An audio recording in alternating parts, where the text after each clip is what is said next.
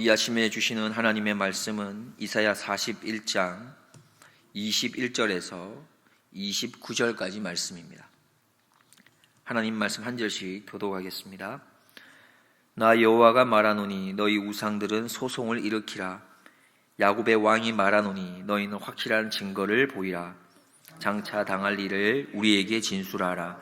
또 이전 일에 어떠한 것도 고하라. 우리가 연구하여 그 결국을 알리라.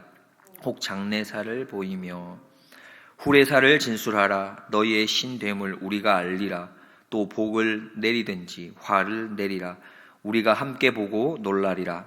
과연 너희는 아무것도 아니며 너희 일은 허망하며 너희를 택한 자는 가증하니라.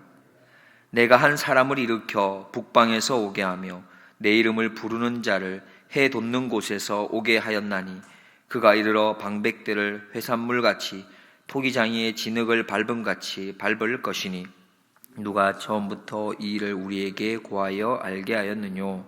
누가 이전부터 우리에게 고하여 이가 옳다고 말하게 하였느뇨? 능히 고하는 자도 없고 보이는 자도 없고 너희 말을 듣는 자도 없도다. 내가 비로소 시온에 이르기를 너희는 보라 그들을 보라 하였노라. 내가 기쁜 소식 전할 자를 예루살렘에 주리라. 내가 본즉 한 사람도 없으며 내가 물어도 그들 가운데 한 말도 능히 대답할 모사가 없도다. 과연 그들의 모든 행사는 공허하며 허무하며 그들의 부어 만든 우상은 바람이요 허탄한 것뿐이니라. 아멘. 이것은 하나님의 말씀입니다. 이사야 선지자는 솔로몬 왕 이후에 북이스라엘과 남유다로 나누어지는 분열 왕국이 시작되는데 그때 남유다에서 활동했던 선지자가 이사야 선지자입니다. 당시에 이사야 선지자는 남유다에서 10번째 왕인 우시야 왕 때부터 이후에 요담, 아하스, 히스기야 왕 때까지 그렇게 활동했던 선지자입니다. 이사야가 선포했던 내용은 당시 백성들의 우상 숭배에 대해서, 그리고 사치와 탐욕, 그리고 또 부국하고 있는 어떤 나라에 대해서 의지하고는 하나님을 의지하지 않는 그런 죄에 대해서 신앙적인 문제를 지적하면서 회개를 촉구했던 선지자입니다. 당시 분열왕국 시대에 활동했던 많은 예언자들이 우상 숭배를 이렇게 지적을 많이 했는데요. 그 당시 우상 숭배는 종교적인 혼합주의에 대한 우상 숭배를 지적했었습니다. 다시 말하면 이스라엘 백성들이 우상 숭배를 한다고 해서 하나님을 전혀 믿지 않는 게 아니라 하나님도 섬기고 또 우상도 섬기는 혼합주의적인 그런 우상 숭배를 지적했던 것입니다. 오늘 우리는 이사야 선지자가 말씀하고 있는 오늘 내용 중에서 두 가지를 생각해 보면서 은혜의 자리로 나아가고자 합니다. 첫 번째는 이사야 선지자가 우상이 무엇이냐 이것에 대해서 이야기하고 있습니다. 우상은 헛된 것이다. 현혹되지 말아라. 이걸 첫 번째 말씀하고 있습니다. 우리가 21절 말씀 같이 보겠습니다.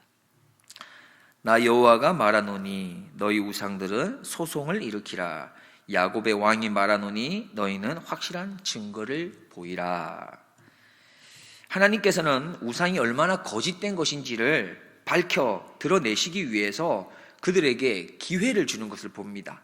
어떤 기회냐? 너희 우상들은 소송을 일으키라 했습니다. 다시 말해서 너희가 변명할 게 있으면 변명을 한번 해봐라. 한번 이야기해봐라. 어떤 말이라도 좋다. 할 말이 있으면 한번 해봐라. 이렇게까지 말씀하시는 거죠. 계속해서 하나님께서는 너희가 확실한 증거가 있다면 나한테 한번 보여봐라. 우상에게 이렇게 이야기하고 있는 겁니다. 다시 말해서 이것은 이렇게 볼 수 있습니다. 우상은 우리에게 보여줄 증거가 없다는 것이죠. 우상은 나타내고 보여줄 만한 증거가 없는 게 우상입니다. 22절 말씀입니다. 장차 당할 일을 우리에게 진술하라. 또 이전 일에 어떠한 것도 고하라. 우리가 연구하여 그 결국을 알리라. 혹 장래사를 보이며. 여기서 보면 장차 당할 일을 우리에게 진술하라 했었고요. 또 그 다음에 이전 일에 어떠한 것도 고하라 했습니다. 다시 말하면 너희가 신이라고 한다면 장래의 일에 있어서 한번 이야기해봐라. 어떻게 될 것인지. 그리고 만약에 장래의 일뿐만 그것을 이야기하지 못한다면 이전에 있었던 일이라도 너희들이 했었던 어떠한 예언이나 말과 어떠한 관계가 있었는지를 한번 이야기해봐라. 이렇게 말하고 있습니다. 다시 말하면 또한 우상은 미래를 결단코 예언할 수 없는 게 우상이고, 과거에 있었던 일도 아무리 그들이 했던 말과 맞추어서 어떻게 진행되었는지를 이야기하는 것이 가능하지 않다라는 것을 말하고 있습니다. 예언하는 것이 맞지 않는다는 것이죠. 이렇게 볼 수 있습니다. 우상은 미래를 예언할 수 없습니다. 23절 마지막 부분에 보면 이런 말씀도 있습니다. 또 복을 내리든지 화를 내리라. 무슨 말입니까? 너희가 신이라면 사람들에게 복을 내리고 화를 한번 내려보아라. 이렇게 말씀하신 것은 우상은 사실 우상을 통해서는 복이나 화도 우리에게 전해질 수 없다는 것을 말씀하고 있는 거죠.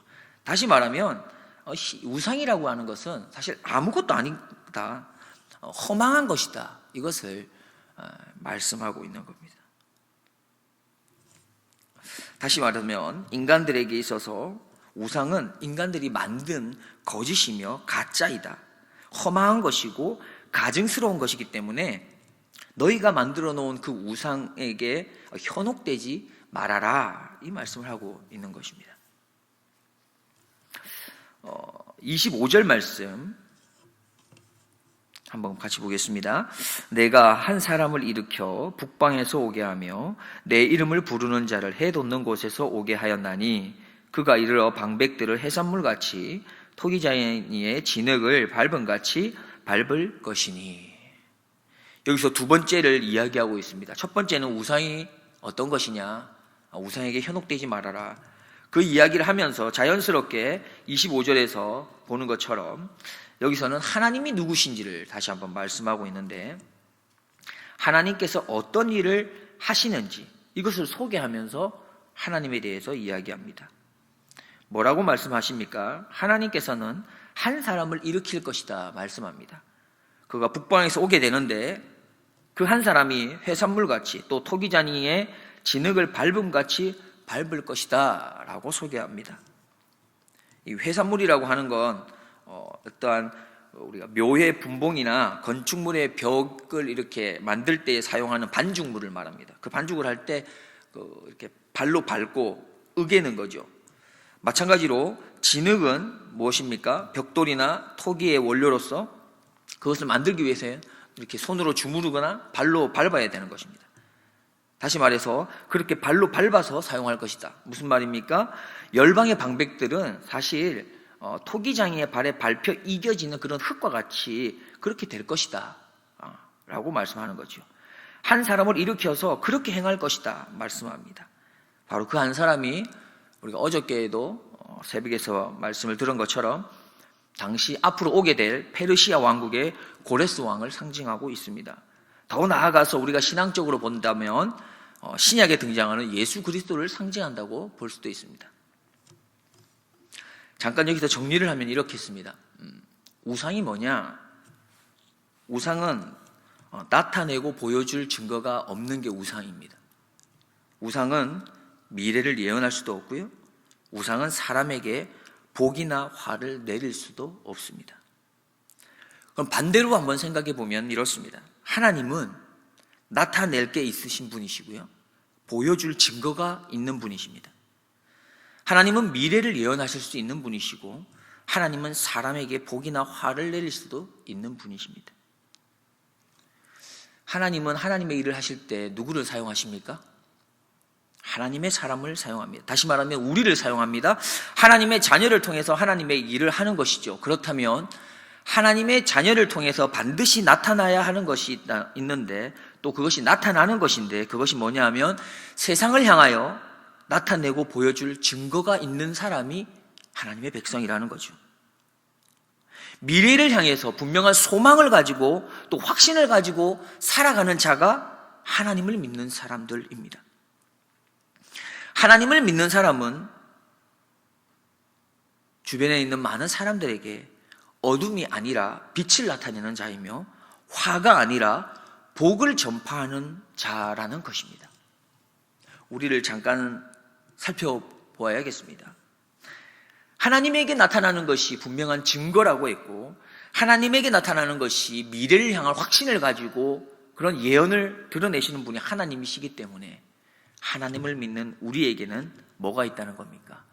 믿는 자로서 나타나는 반드시 증거가 있다는 것입니다. 우리에게는 하나님을 믿기 때문에 나타나는 누구에게라도 자신 있게 말할 수 있는 증거를 가진 삶을 살고 계십니까? 미래를 향한 많은 사람들이 두려움과 답답함을 가지고 산다면, 그리스도인이라면 우리는 소망을 가지고 살아갈 줄 알아야 되는 것이죠. 우리에게 나타난 것은 화가 아니라 복이 될 수 있어야 되는 것입니다. 사람들은 사실 알고 있습니다.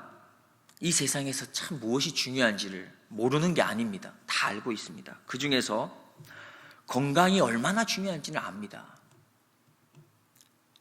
시간이라는 것이 얼마나 중요한지를 잘 알아요. 생명과 같은 게 시간이다. 이걸 알아요. 압니다. 서로 다투면서 사는 것보다 다투면서 살 시간이 어디 있냐. 사랑하면서 살 시간도 부족한데 이걸 모르지 않습니다. 사랑하면서 사는 게 소중한 걸 너무나 잘 알지요. 무엇을 하든지 목적을 가지고 사는 게 너무너무 중요하다는 것을 알아요. 그런데 우리의 삶을 한번 잠깐 뒤돌아 보십시오. 우리는 중요한 것에 얼마나 집중하면서 살고 계신지, 어쩌면 우리의 삶에 있어서 중요하지 않다고 생각하는 것에 더 많이 집중하고 살고 있는 우리 모습들이 있지는 않으십니까? 의미를 두고 집중해야 하는 말에는 사실 집중하지 아니하고, 의미를 두지 말아야 할 말에 마음을 빼앗기고 그것 때문에 상처받고 또 그 상처를 더 키워가고 있는 우리의 어리석은 연약한 모습들이 있지는 않습니까? 철부지 아이들이 하는 말에 어른이면서 여전히 상처를 받고 있지는 않습니까? 어린아이가 아무런 의미 없이 하는 말이라는 것을 압니다. 그런데도 상처를 받아요. 아내가 하는 말이 나를 미워해서, 나를 사랑하지 않아서 하는 말이 아닌 걸 압니다. 그런데도 그 말이 달갑지 않게 들릴 때가 있는 거예요. 몰라서가 아닙니다. 우리는 무엇이 우리에게 유익한지를 알고 또 무엇이 우리에게 유익하지 않은지도 알지만 여전히 우리가 유익한 것을 쫓아서 살아가지 않고 유익하지 않은 것을 쫓아서 살아가고 있는 모습이 사실 우리의 현재 실상의 모습입니다. 여러분이 아시는 것처럼 아마 하루에 한 번 이상, 저도 그렇고요, 유튜브를 안 보는 사람이 거의 없을 것 같습니다. 근데 우리가 또한 알고 있는 게 유튜브에 있는 내용의 90% 이상이 뭐라는 겁니까? 가짜, 거짓이라는 겁니다. 그런데도 불구하고 우리는 그 유튜브를 즐겨봅니다. 또 그곳에 마음도 뺏겨요. 드라마가 진짜가 아니고 가짜라는 것을 압니다. 그런데 꼭 진짜인 것 마냥 그것에 마음도 쏟고 마음도 뺏기고 눈물까지 흘립니다. 세상에서 말하는 많은 말들이 거짓인 걸 알지만 그 왜곡된 사실 앞에서도 어쩔 때는 그게 진짜가 아닐까라고 하며 받아들이기까지 합니다. 돈이 사실 건강과 비교했을 때 어떤 게 우선됩니까? 세상 사람들이 다 알지 않습니까? 당연히 건강이 우선이죠 라고 말합니다. 그러나 사실 우리가 관심을 쏟고 힘을 쏟고 더 열심을 내는 건 돈입니다. 그리고는 막상 건강에 문제가 생겨야지만 그때서야 이제 몸을 돌아보기 시작하죠. 중요한 게 무엇인지를 몰라서 우리가 하지 않는 게 아니라 우리는 중요하지 않은 것에 마음을 뺏기고 있습니다. 왜 그렇을까요? 핸드폰을 가까이 하는 게 우리한테 유익하지 않다는 걸 우리가 너무 잘 알지 않습니까? 좋지 못한 에너지도 나오고 뭐 등등. 음식을 드실 때 단 음식이 우리에게 유익하지 않는 걸 압니다. 기름진 음식이 몸에 좋지 않다는 것도 압니다. 그런데 어떻습니까? 결국 우리는 안다고 또 깨닫는다고 해서 행동으로 옮기는 존재가 아니라는 것을 우리는 알게 됩니다. 우리는 또한 그리스도인 모습에서도 이러한 것들을 보게 됩니다. 그리스도인으로서 예배가 얼마나 중요한지를 알지요. 말씀도 가까이 함이 얼마나 귀중한지도 알고 매일매일 큐티하는 것의 유익함을 배웠고 또 그것도 알았고 깨달은 바도 많습니다. 그러나 기도 생활이 우리의 호흡이라고 말하지 않습니까?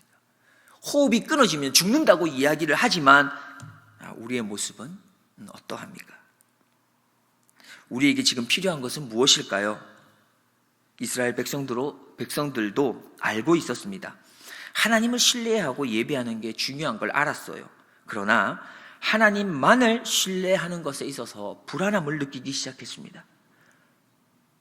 그게 아마도 솔로몬 왕 이후에 많은 이방의 우상들이 들어오기 시작했고 그것들로 인해서 그들의 삶 속에, 그들의 경험 속에 하나님의 손만 보이는 것이 아니라 자꾸만 우상이 하는 큰 손들도 보이기 시작합니다. 느끼는 것이죠. 체험하기 시작합니다. 그래서 우상 숭배의 길을 자연스럽게 걸어갑니다. 하나님을 신뢰하지 않는 것은 아니지만 하나님과 함께 다른 그 무엇도 더 필요하다고 생각하기 시작하는 겁니다. 다시 말해서 하나님만으로 온전하게 다 채워짐을 느끼지 못하는 겁니다. 신앙생활 하는데 하나님만으로는 뭔가 부족한 것 같습니다. 우리가 살아가는데 하나님 한 분만으로는 다 채워지지 않는다고 느끼기 시작하는 것이죠. 그래서 우리에게 필요한 것은 이겁니다. 하나님을 바로 아는 겁니다. 하나님을 바로 알아서 하나님 한 분만으로 모든 것이 충만하다라고 그걸 깨달을 수 있어야 하는 거죠. 머리로 깨닫는 게 아닙니다. 우리의 삶 속에서, 우리의 경험을 통해서, 우리의 체험을 통해서 아주 작은 것이지만 순종하는 것을 통해서 깨달아야만 합니다. 그렇다면 어떠한 순종과 어떠한 체험의 방법이 우리에게 필요하겠습니까? 그걸 우리는 고민해야 합니다. 어떻게 하면 하나님을 잘 알 수 있을까? 예배를 통해서 알 수 있을까? 기도의 생활을 통해서 알 수 있을까? 큐티를 통해서 알 수 있을까? 어떻게 하면 내가 다른 세상의 유혹에 마음을 빼앗기지 아니하고 온전히 하나님 안에 그 충만한 만족을 누리며 살 수 있을까? 하나님만을 신뢰하고 하나님만을 높이고 하나님만을 의지하고 그렇게 주님과 동행하며 살 수 있을까? 사실 이것에 대한 해답은 개인마다 다릅니다. 그러나 분명한 게 있습니다. 분명한 것은 우리의 신앙이 행동하는 신앙이 되어야 한다는 것이죠. 우리의 믿음이 행동하는 믿음이 되어야 하는 겁니다. 순종하는 걸음이 많아질수록 우리가 하나님을 신뢰하고 의지하는 그 걸음, 결단하는 것도 더 견고해지고 깊어지는 것입니다. 오나웃기는 신앙생활의 그 더 깊은 맛을 누리면서 걸어가는 모든 훌루튼 가족 되기를 주님의 이름으로 축복드립니다. 기도하겠습니다. 하나님, 오늘도 우리에게 말씀으로 하루를 시작할 수 있는 은혜 주셔서 감사드립니다. 세상엔 우리를 유혹하는 거짓된 우상의 속임수로 가득합니다. 우리가 말씀과 기도로 순종하는 믿음의 걸음을 날마다 분투하며 열심을 다하지 아니하면 우리는 결단코 견고하게 세상의 한가운데 서 있을 수 없습니다. 하나님, 우리에게 순종하는 믿음을 허락해 주시옵소서. 하나님, 경험하고 체험하는 그 신앙의 걸음을 날마다 건설할 수 있도록 인도하여 주시옵소서. 그리하여 우리의 신앙의 고백이 날마다 새로워지게 하옵소서. 날마다 새로운 주님과의 만남과 교제의 사건으로 가득한 그런 삶의 순간순간이 되게 하옵소서. 감사를 드리오며 연약한 우리를 친히 도우시며 우리를 향해 늘 용기와 힘이 되어주시는 우리 구주 예수 그리스도의 이름으로 기도드리옵나이다. 아멘.